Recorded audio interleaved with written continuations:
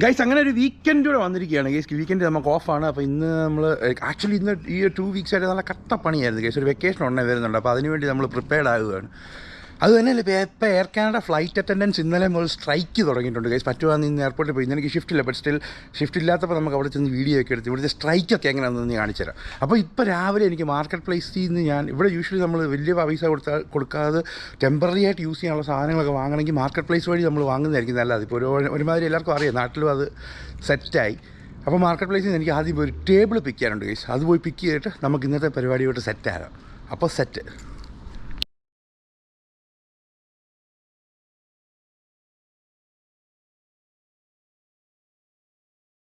ടേബിളൊക്കെ പിക്ക് ചെയ്ത് അങ്ങനെ കാണിക്കത്തക്ക രീതിയിലുള്ള ടേബിളൊന്നുമല്ല, ചെറിയ ടേബിളാണ്. അപ്പോൾ അത് പിക്ക് ചെയ്തു. ഇനി നമുക്ക് പരിപാടി എന്താണെന്ന് വെച്ച് കഴിഞ്ഞാൽ ഞാൻ ഒരു ഹെയർ കട്ടിന് വന്നു. ഹെയർ കട്ട് കഴിഞ്ഞു. ഇന്ന് സൺഡേ ആണ്. എനിക്കങ്ങനെ weekend usually of കിട്ടുന്നതല്ല.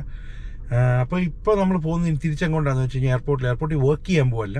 Air Canada flight attendants strike start ചെയ്തിരിക്കുകയാണ് കേസ്. അപ്പോൾ അവർ ആക്ച്വലി യൂണിയനും മാനേജ്മെൻറ്റുമായിട്ടൊരു മീറ്റിങ്ങും കാര്യങ്ങളും ഒക്കെ ഉണ്ടായിരുന്നു. അതിങ്ങനെ ഇവിടുത്തെ മീറ്റിംഗ് ഇങ്ങനെ ലൈക്ക് എന്താ പറയുക, നെഗോഷിയേഷൻ, അത് അവരുടെ പേ ഇൻക്രീസ് ചെയ്യാൻ, അത് കമ്പനിയുടെ പ്രപ്പോസൽസും യൂണിയൻ്റെ പ്രപ്പോസൽസുമായിട്ടൊക്കെ ഒരു 1-2 വർഷമായിട്ട് ഇങ്ങനെ പൊയ്ക്കൊണ്ടിരിക്കുമായിരുന്നു. അപ്പോൾ ഓൾറെഡി സ്ട്രൈക്ക് അവരിപ്പോൾ ഇന്നലെ തൊട്ട് സ്റ്റാർട്ട് ചെയ്തു. അപ്പോൾ ഒരുപാട് ക്യാൻസലേഷൻസും കാര്യങ്ങളൊക്കെ വന്നു. ആദ്യമായിട്ടാണ് നമ്മൾ വർക്ക് ചെയ്യുന്നൊരു കമ്പനി സ്ട്രൈക്ക് കാണുന്നത്. സ്ട്രൈക്ക് വേറെ കമ്പനീസിലൊക്കെ കണ്ടിട്ടുണ്ട്. ഇപ്പോൾ ഈ റീസെൻ്റ്ലി കാനഡ പോസ്റ്റ്, IRCC അങ്ങനെ വലിയ വലിയ കമ്പനീസ് എല്ലാം സ്ട്രൈക്കിലാണ്. ബിക്കോസ് ഇവിടുത്തെ ലിവിങ് കോസ്റ്റ് വളരെ കൂടി, കിട്ടുന്ന പൈസ തികയുന്നില്ല.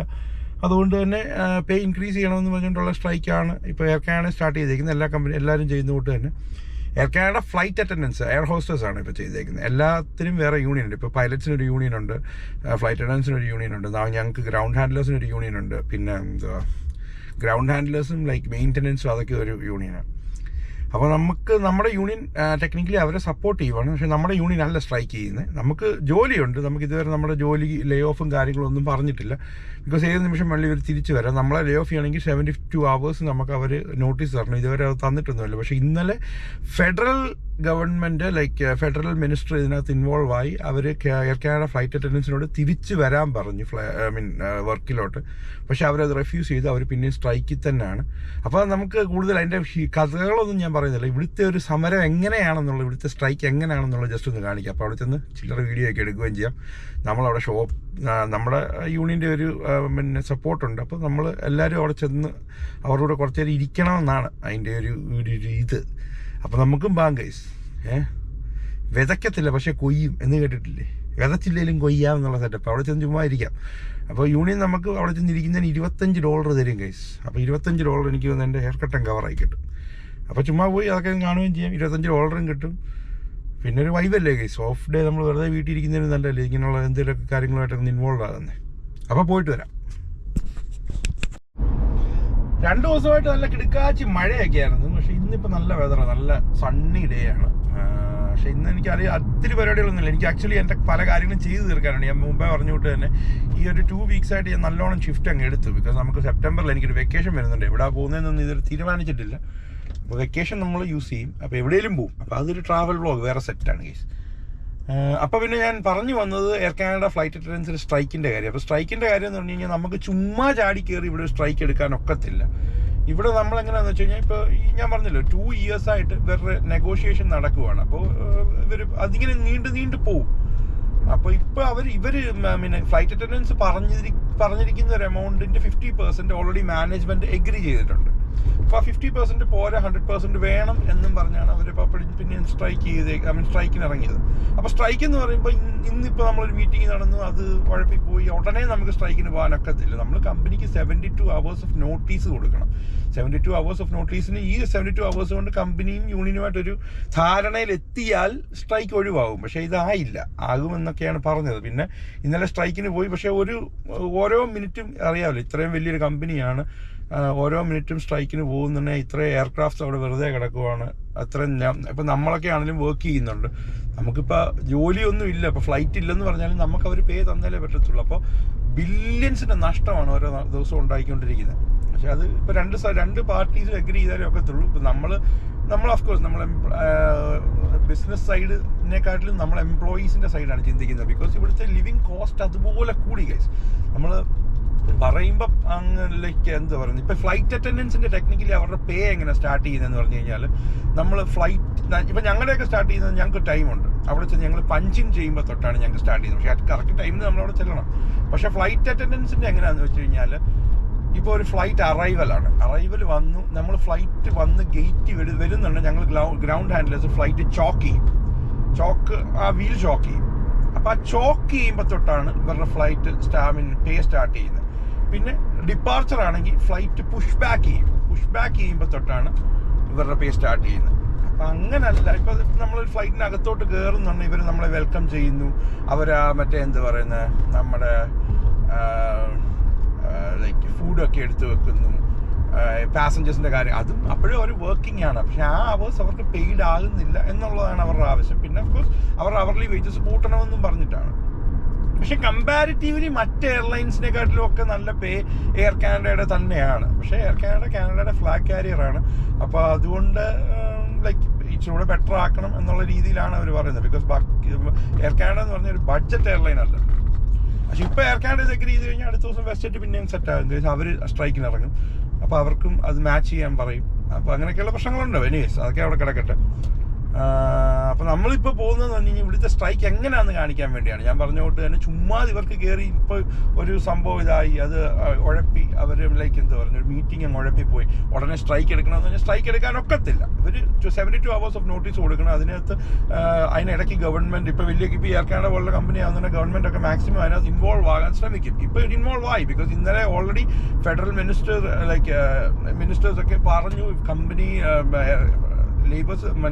വർക്കേഴ്സ് തിരിച്ച് വർക്കിലോട്ട് വരണമെന്ന് പറഞ്ഞു. പക്ഷേ അവരത് റിഫ്യൂസ് ചെയ്ത് അവർ പറഞ്ഞില്ല, അവരുടെ ഡിമാൻഡ്സ് അഗ്രി ചെയ്താൽ മാത്രമേ അവർ ഇനി വരത്തുള്ളൂ എന്ന് പറഞ്ഞു. അപ്പോൾ ഇനിയിപ്പോൾ ഒരു ആർബിട്രേഷൻ എന്ന് പറഞ്ഞു കഴിഞ്ഞാൽ ഒരു മീറ്റിംഗ് പോലെ വേറൊരു മീഡിയേറ്റർ എന്ന് പറയുമ്പോൾ ഇനിയിപ്പോൾ ഫെഡറൽ ഗവൺമെൻറ്റിൻ്റെ ആൾക്കാരായിരിക്കും അതിന് മീഡിയേറ്ററായിട്ട് നിൽക്കുന്നത്. ഇരുന്നുകൊണ്ട് നമ്മൾ അതിൻ്റെ മീറ്റിങ്സും ചർച്ചകളും ഒക്കെ ഇപ്പോൾ ഇങ്ങനെ നടന്നുകൊണ്ടിരിക്കുകയാണ്. പക്ഷേ ഇതുവരെ ഒന്നും ആയിട്ടില്ല.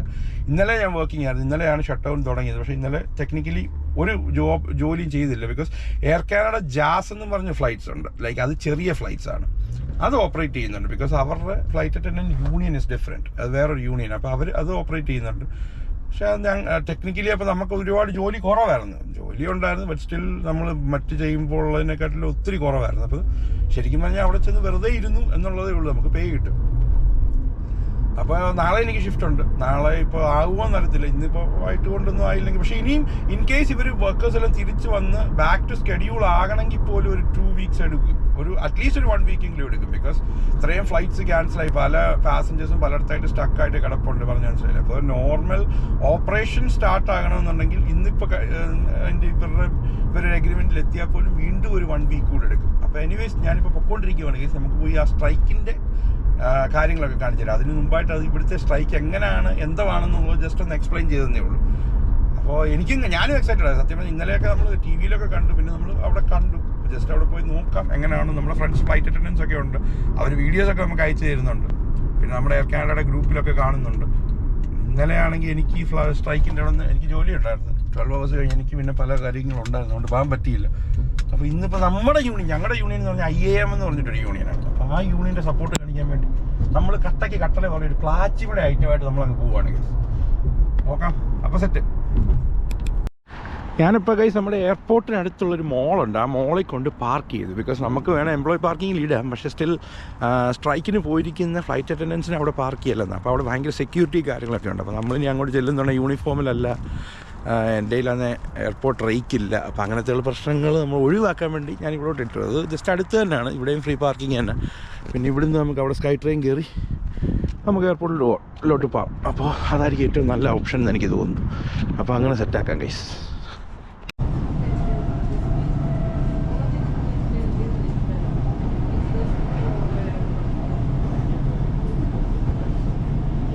The next station is Sea Island Center.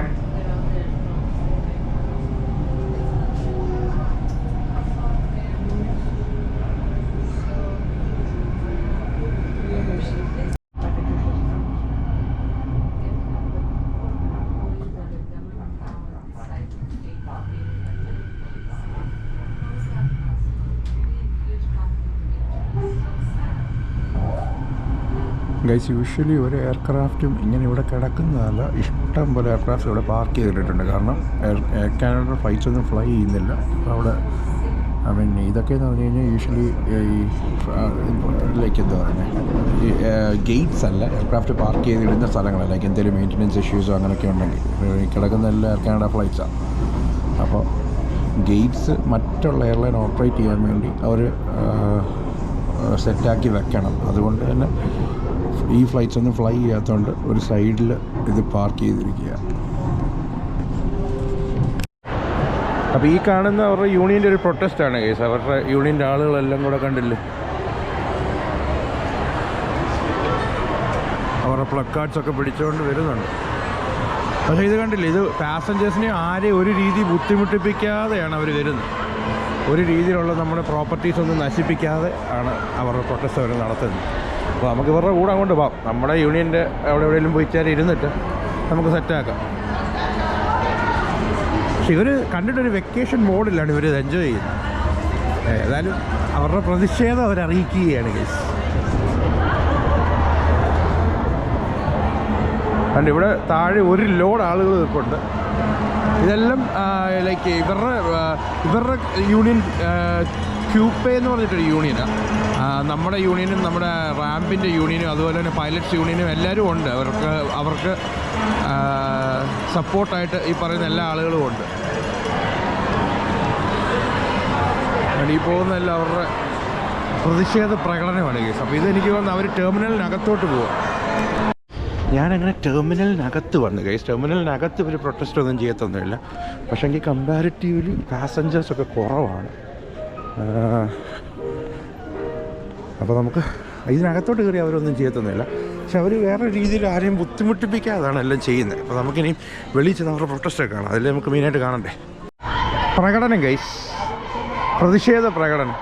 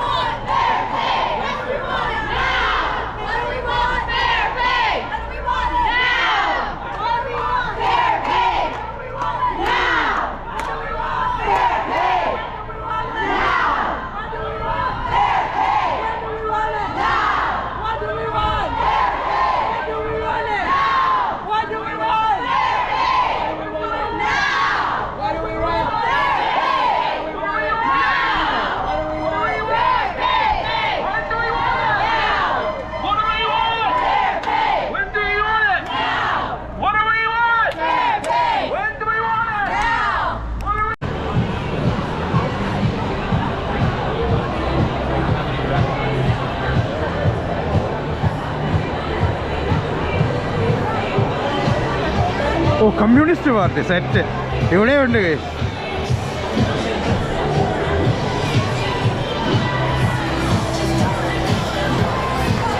അപ്പോൾ ഇതിലെ പോകുന്ന കാറുകളൊക്കെ ആണെങ്കിൽ ഹോണൊക്കെ അടിച്ച് അവർക്ക് സപ്പോർട്ട് കൊടുക്കുന്നുണ്ട് കേസ്.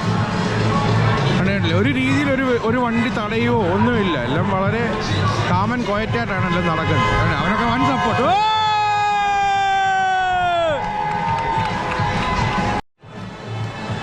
ഇനി അടുത്തൊരു ഗ്രൂപ്പ് ഇവർ അങ്ങോട്ട് ഒരു പ്രൊട്ടസ്റ്റ് പോലെ ടെർമിനലിനടുത്തോട്ട് പോകും.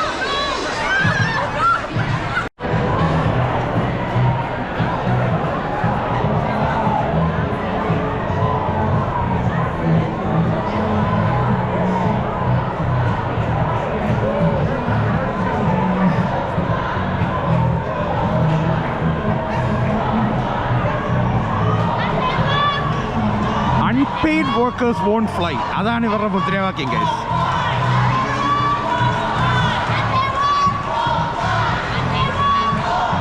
അങ്ങനെ ഗൈസ് ഞാൻ അവിടെ നിന്ന് ഇറങ്ങി. എനിക്ക് അവിടെ ഒരുപാട് യൂണിയൻസ്, ലൈക്ക് ഇതെല്ലാം പ്രൈവറ്റ് യൂണിയൻസാണ്. നമ്മുടെ നാട്ടിലെ പോലെ രാഷ്ട്രീയ പാർട്ടികളല്ല. ഇവിടുത്തെ രാഷ്ട്രീയ പാർട്ടികൾ എന്ന് പറഞ്ഞാൽ മെയിനായിട്ട് ലിബറൽസ്, കൺസർവേറ്റീവ്സ്, അവരുടെയൊക്കെ സപ്പോർട്ട് കാണും, അതിൻ്റെയൊക്കെ ആളുകൾ കാണും. ബട്ട് സ്റ്റിൽ ഇതുപോലുള്ള പ്രൈവറ്റ് എന്താ പറയുന്നത് യൂണിയനാണ് കൂടുതലും സപ്പോർട്ടീവ്. എല്ലാ കമ്പനിക്കും യൂണിയൻ ഇൻഫോം ചെയ്യുന്നത്. അപ്പോൾ എല്ലാ യൂണിയനും അവിടെ ഉണ്ട്. യൂണിയൻസ് മാത്രമല്ല, ഇങ്ങനെ ഓരോ ബാൻഡ്സ് അങ്ങനെ എല്ലാം ഉണ്ട്. പൈലറ്റ് യൂണിയൻസ്, നമ്മുടെ യൂണിയൻ എല്ലാം ഉണ്ടായിരുന്നു. പക്ഷേ എന്നെ കാണാതെ ആകർഷിച്ച വേറൊന്നുമല്ല ഗൈസ്, റെവല്യൂഷണറി കമ്മ്യൂണിസ്റ്റ് പാർട്ടിയുടെ ഒരു ഫ്ലെക്സും ഒക്കെ പിടിച്ചൊരു ഓൾമോസ്റ്റ് 20-25 ആളുകൾ അവിടെ ഉണ്ടായിരുന്നു. അതെന്നെ കാണാതെ ആകർഷിച്ചു. അവരോട് ഒരു ഫോട്ടോ ഒക്കെ എടുത്തിട്ടുണ്ട്. അതായിരിക്കും നമ്മുടെ ഈ വീഡിയോയുടെ തമ്മിൽ ഗൈസ്. അപ്പോൾ നമ്മൾ പഴയ ഒരു SFIക്കാരനായതുകൊണ്ടും ചോര തിളച്ച് നിൽക്കുന്നതുകൊണ്ടും ആ ഒരു സ്പിരിറ്റ് ഇപ്പോഴും ഉള്ളത് കൊണ്ടും അത് ഇനിയിപ്പോൾ ഇതൊരു രാഷ്ട്രീയവൽക്കരിക്കേണ്ടത് നമുക്ക് ഈ വീഡിയോ. അപ്പോൾ അവരോട് ഞാൻ ഫോട്ടോ ഒക്കെ എടുത്തിട്ടുണ്ട് ഗൈസ്. അപ്പോൾ set, thank you so much. അപ്പോൾ ഇങ്ങനെയൊക്കെയാണ് ഇവിടുത്തെ ഒരു സ്ട്രൈക്ക് എന്നൊക്കെ പറയുന്നത് കാണിച്ചതേ ഉള്ളൂ. Keep supporting. അപ്പോൾ ഇനിയിപ്പോൾ എന്തെങ്കിലുമൊക്കെ വീഡിയോസായിട്ടൊക്കെ വരാം. എത്രയും പെട്ടെന്ന് തന്നെ ഈ സ്ട്രൈക്കൊക്കെ മാറുമെന്ന് നമുക്ക് വിചാരിക്കാം. ഇന്നല്ലെങ്കിൽ നാളത്തേന് ഇത് ചേഞ്ച് ആകും. ബിക്കോസ് ഞാൻ പറഞ്ഞില്ലേ, ഇത് മില്യൺസിൻ്റെ നഷ്ടമാണ് കമ്പനിക്കും എംപ്ലോയീസിന് പേ കിട്ടത്തില്ല. അപ്പോൾ എല്ലാം സെറ്റാകട്ടെ, നന്നായി വരട്ടെ. അപ്പോൾ താങ്ക്സ് ഫോർ വാച്ചിങ്.